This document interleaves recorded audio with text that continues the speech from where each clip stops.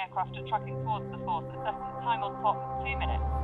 Officers to enemy aircraft tracking away from the force and regrouping speed.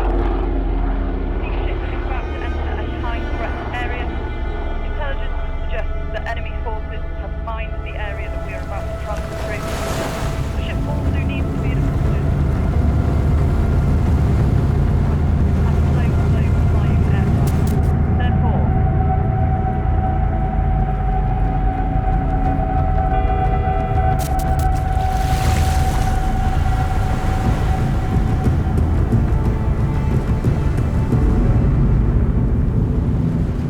Amphibious warfare, littoral strike, is a very complicated form of warfare.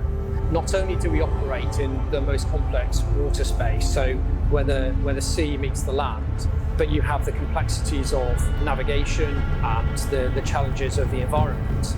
But there's an additional complexity because of that changing nature between the sea and the land. We also have 2 commandos.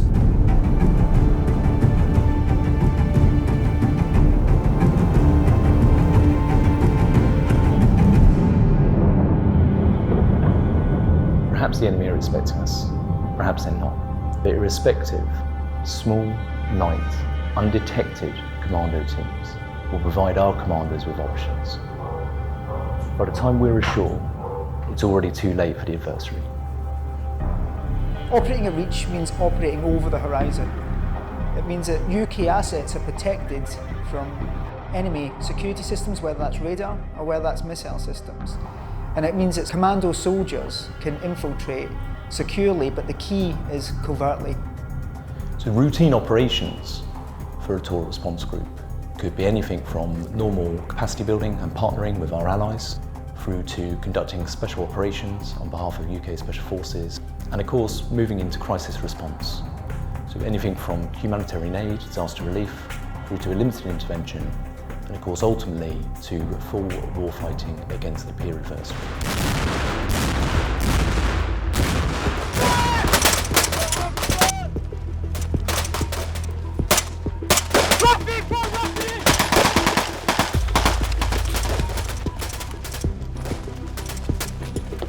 The LRG North actually has a responsibility that spans the whole of Europe. That is in contrast to LRG South, which will deploy over the next couple of years, which has a focus, I would say, on the other side of the Suez Canal, all the way out into the Indo-Pacific region. It's all part of the Royal Navy's forward presence, which sees units more permanently based forward around the world. No longer is about who has the most firepower, with nations investing heavily in more high-end technologies. Commandos can infiltrate and identify those key C2 nodes, where those communication systems are, what communication systems enemies are using. This means commandos can essentially cripple enemy forces quietly by taking out some of the key infrastructure and less more about large-scale strikes. So forward-based and as very high readiness forces, the Littoral Response Group can expect to be at the absolute forefront of any UK intervention. So what the Littoral Response Group is able to do is more regularly engage in a region, and for us, Littoral Response Group North this year has seen a lot of close cooperation in the Baltic region. Should we wish to increase the capability of that group, the next level up is a Littoral Strike Group, augmenting additional units that provide additional layers of force protection to that group and a more significant headquarters element. And then at the top level, the Maritime Task Group headed by an aircraft carrier provides for a full warfighting capability that can integrate into NATO and our allied partners.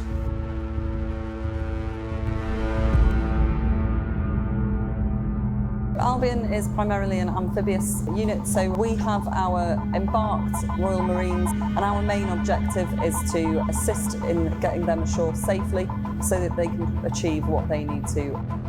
We will always deploy with task group escorts, so we will use them to defend us against any air and surface threats. However, we are capable of defending ourselves as required, so we've got our Phalanx close-in weapon system and 20mm guns that can defend ourselves from air and surface threats, and we also have defensive subsurface capability.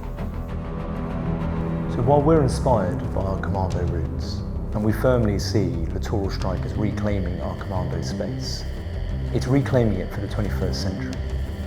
Commando forces will be more lethal, more sophisticated, more persistently forward deployed, and capable of special operations in a way that eclipses anything that was achieved by our previous forebears.